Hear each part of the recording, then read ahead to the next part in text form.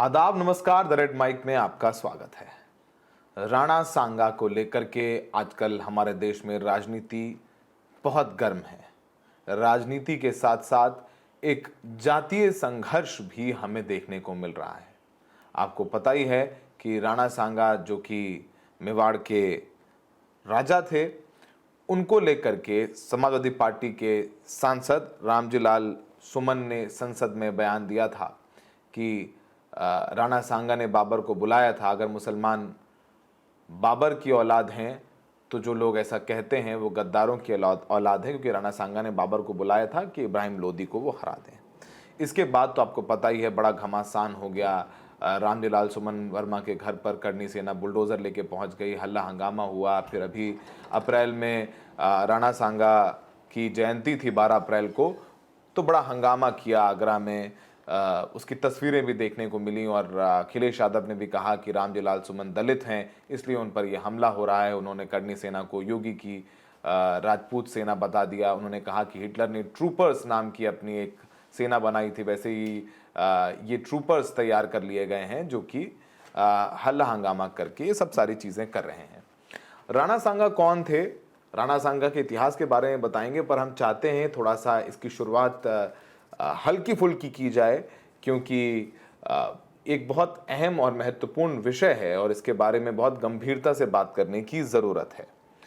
Grok, आपको पता ही है कि एक्स का एआई है ग्रोक, और उसके तमाम जवाब थोड़े चर्चा में आ जाते हैं और सोशल मीडिया पर लोग एक्स पर भिड़ जाते हैं। कभी आरएसएस के बारे में कुछ ऐसा बयान दे देते हैं कि राइट विंग को तकलीफ हो जाती है, तो आरोप प्रत्यारोप का दौर चलता रहता है।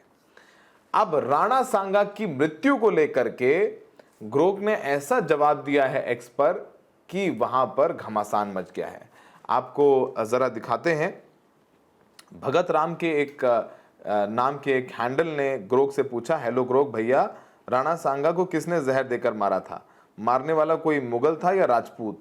प्लीज जल्दी बताना भैया। उन्होंने सवाल पूछा तो उनके पीछे कॉमन सिटीजन नाम के व्यक्ति ने लिखा, अरे ग्रोकवा बता भी दे जल्दी, डर रहा है क्या तू? कि ग्रोक भैया बताओ, डर रहे हो क्या? तो ग्रोक ने अपने अंदाज में जवाब दिया, ग्रोक एआई है, अरे डरने की बात नहीं है, राणा सांगा के बारे में बात कर रहे हो ना? इतिहास कहता है कि राणा सांगा को उनके अपने राजपूत सरदारों ने जहर दिया था, ना कि मुगलों ने।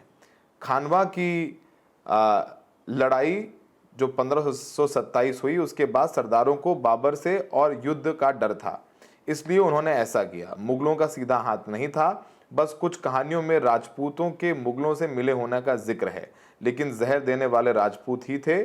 कुछ और पूछना है तो बोलो।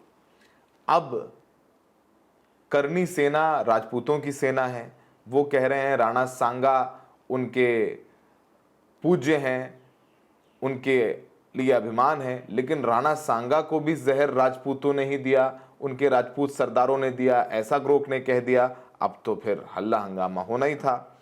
फिर एक अंकुर गीते साहब ने पूछ लिया कि ग्रोक, आज की करनी सेना में राणा सांगा को जहर देने वाले सरदारों के वंशज होने की क्या संभावना है, ये उन्होंने पूछा। तो उसका जवाब आया कि आज की करनी सेना में राणा सांगा को जहर देने वाले सरदारों के वंशज होने की संभावना सैद्धांतिक रूप से संभव है, लेकिन व्यवहारिक रूप से असंभव है। 500 साल पुरानी वंशावली का सटीक रिकॉर्ड उपलब्ध नहीं है। करनी सेना राजपूतों के लिए खुला संगठन है, जहां सदस्यता विशिष्ट वंश पर आधारित नहीं है।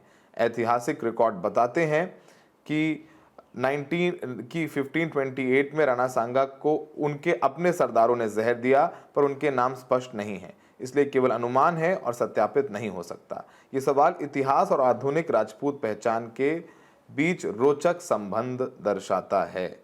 तो अब ये उन्होंने ग्रोक ने ये जानकारी दे दी। अब इसको लेकर के घमासान मच गया है, क्योंकि बहुत परसेप्शन है और इसको हम लोग समझाने की आज हम कोशिश करेंगे। थोड़ी तैयारी करके आए हैं और कुछ किताबों का भी रेफरेंस आपको देंगे कि राणा सांगा के जीवन के बारे में भी बात करेंगे और समझाएंगे कि थोड़ा सा कम समय में समझा दें, ताकि सबके पास बहुत कम वक्त है, लेकिन ये वीडियो आखिर तक देखेंगे तो शायद आपको समझ में आएगा कि इतिहास से सीखने की ज़रूरत है, ना कि उस पर लड़ने की, जो लगातार हम कहते आए हैं।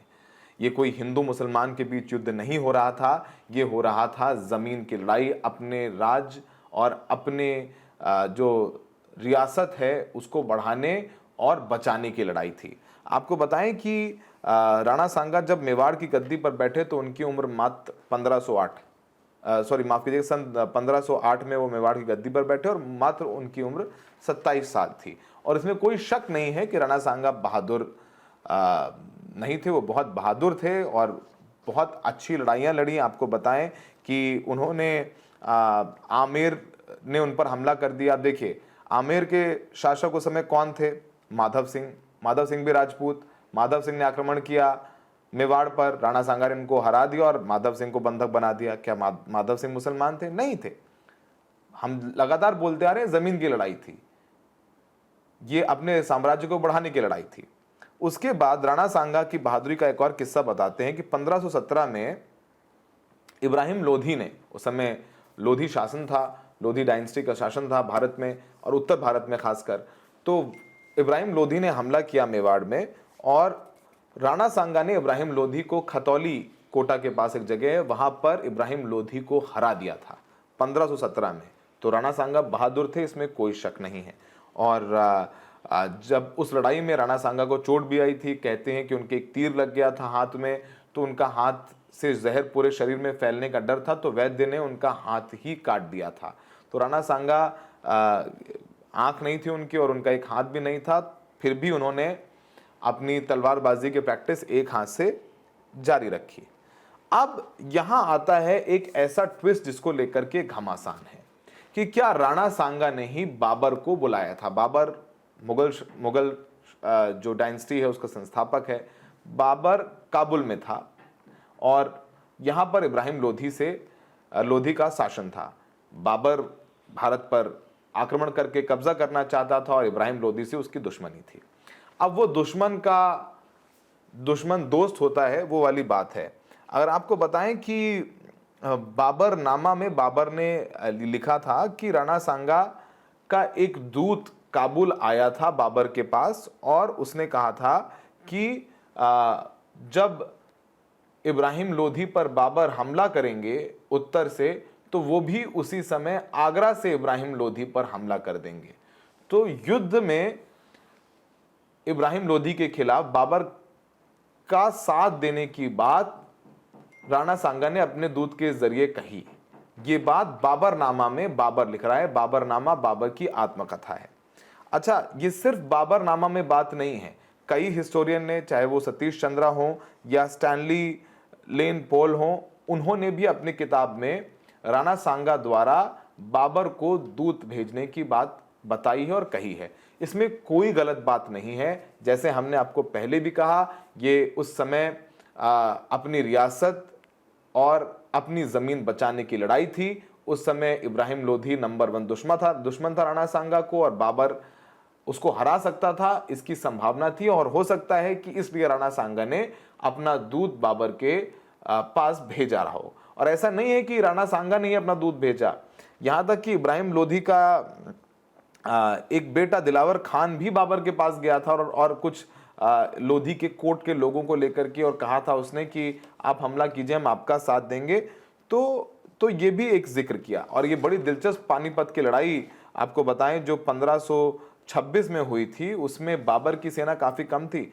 30,000 बाबर की सेना थी और इब्राहिम लोधी की सेना लगभग 1 लाख के करीब थी। लेकिन बाबर युद्ध कला और उसकी स्ट्रैटेजी अच्छी थी, इब्राहिम लोधी की सेना की स्ट्रैटेजी उतनी अच्छी नहीं थी। और जो तोप थी बाबर के पास, उसने बहुत इंस्ट्रूमेंटल रोल प्ले किया हराने में इब्राहिम लोधी को।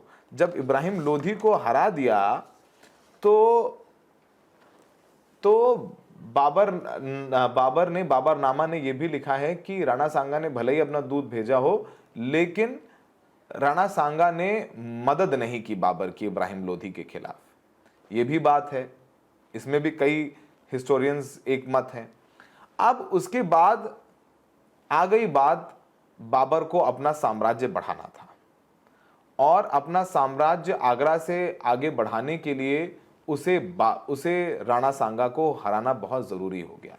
1527 में खानवा की लड़ाई हुई और आपको हम ये भी बताना चाहते हैं कि खानवा की लड़ाई बाबर और राणा सांगा के बीच हुई थी, लेकिन ऐसा नहीं था कि राणा सांगा के लिए सिर्फ राजपूत ही लड़ रहे थे। जो इसके अलावा भी, राजपूतों के अलावा भी, महमूद लोधी जो छोटा भाई था इब्राहिम लोधी का, वो भी राणा सांगा के साथ लड़ रहा था। और वो तो मुसलमान, वो राणा सांगा के साथ क्यों लड़ रहा था? क्योंकि महमूद लोधी को लग रहा था कि अगर बाबर को हरा देंगे तो राणा सांगा उसे दिल्ली की गद्दी पर बैठा देंगे। तो कुछ मुस्लिम शासक भी, जो कुछ अफगान भी थे, उसमें लोधी भी थे, ये भी राणा सांगा की तरफ से लड़ रहे थे, इसमें कोई शक नहीं था। और ये भी बताते हैं इतिहासकार कि जब ये लड़ाई हुई 1527 में, खानवा की लड़ाई हुई, राणा सांगा बहुत बहादुरी के साथ लड़े। उनका एक हाथ नहीं था, एक आंख नहीं था, और उसमें लिखते भी हैं तमाम पोइट्स कि उनको 80 घाव हुए थे। और ये भी एक सच बात है कि उस समय बाबर की सेना थोड़ी कम थी संख्या में, लेकिन राणा सांगा के पास सैनिकों का संख्या बल ज्यादा था। लेकिन टेक्टिकली बाबर बहुत स्ट्रांग था, तोपें उसकी अच्छी थी, और बाबर और जम के लड़ाई हुई, लेकिन घायल हो गया राणा सांगा। और राणा सांगा के लोग जब निकाल कर उसको वहां से ले गए तो वहां पर मनोबल टूट गया और राणा सांगा के सैनिकों के पांव उखड़ गए और फिर बाबर की जीत हो गई। आपको बताएं कि फिर कुछ सालों बाद बाबर के खिलाफ कुछ लड़ाइयाँ जो हैं वो इधर उधर से कुछ गुरिल्ला वॉर जैसी चीज़ें करते रहे राणा सांगा जब ठीक हुए। लेकिन सबसे बड़ी दिलचस्प बात यह है कि राणा सांगा की मौत कैसे हुई। कहा जाता है, सतीश चंद्रा अपनी किताब हिस्ट्री ऑफ मेडिवल इंडिया में उन्होंने जिक्र किया है कि चूंकि राणा सांगा इस बात की कसम खा चुके थे कि वो बाबर को हराएंगे ही हराएंगे, और बाबर से खुद को बचाने के लिए या लड़ाई नहीं चाह रहे होंगे, जो उसके ही राजपूत दरबारी थे राणा सांगा के, उन्होंने ही राणा सांगा को जहर देकर के मार दिया। उस वक्त राणा सांगा की उम्र मात्र 47 साल की थी। तो ये कुछ हिस्टोरिकल फैक्ट हैं जो हमने कोशिश की बताने की राणा सांगा के बारे में। तो राणा सांगा को मारने वाले उसके दरबारी थे, उन्होंने ही राणा सांगा को जहर दिया। उसके दरबारी किस जाति से थे? वो राजपूत जाति से थे। लेकिन फिर मैं बार बार यही कहता हूं कि इतिहास से सीखने की जरूरत है, आपस में लड़ने की जरूरत नहीं है। उस समय की स्थिति परिस्थिति क्या थी, उस हिसाब से राणा सांगा ने अपने निर्णय लिए। अब राणा सांगा राजपूत था, उसको मारने वाले दरबारी भी राजपूत थे, और अगर आज राजपूत इस बात को ये कहें कि राणा सांगा को लेकर के हम लड़ाई लड़ेंगे, ये सब पुरानी बातें हो चुकी हैं। और रामजी लाल सुमन जिस तरीके से लगातार मुखर और प्रखर होकर के कह रहे हैं कि वो माफ़ी नहीं मांगेंगे, ये लड़ाई गद्दार और वफादारों के बीच है, तो ये भी एक तरीके से इस संघर्ष को बढ़ाने वाली ही बात है।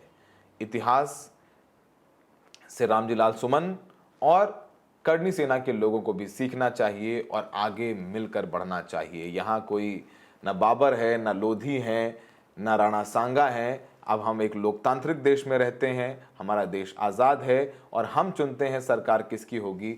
तो हमारे लिए ही अगर अच्छा समाज बनाएंगे तो उतना ही अच्छा होगा। तो हमने आज कोशिश की कि राणा सांगा के बारे में आपको थोड़ा सा बताएं। अगर आपको ये जानकारी दिलचस्प लगी है तो अपने दोस्तों, यारों और परिवार में हमारा ये वीडियो शेयर करें और द रेड माइक को देखते रहें और मोहब्बत देते रहें। हमें देखने के लिए बहुत बहुत शुक्रिया।